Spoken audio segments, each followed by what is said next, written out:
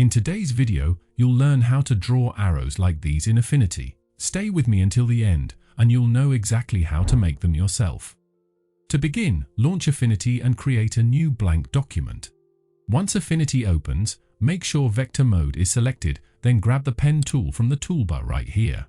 With the Pen tool selected, click once on the canvas to create your first point. Move your cursor, then click again to create a second point. After that, press Escape twice on your keyboard to release the Pen tool.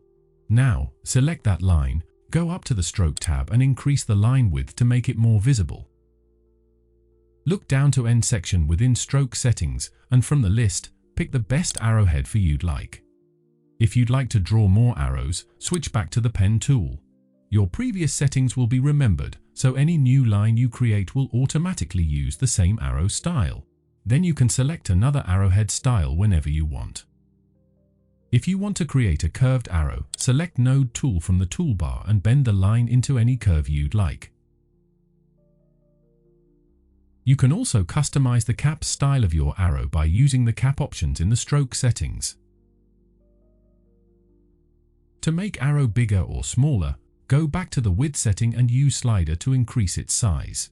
If you want to specifically resize just the arrowhead, return to the End section and increase or decrease the percentage value.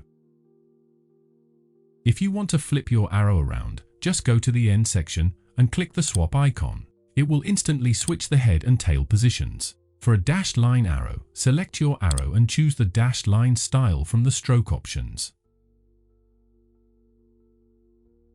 If you'd like to change the arrow color, select the arrow and switch to the Color tab. Make sure Stroke is selected, then choose any color you like from the color wheel.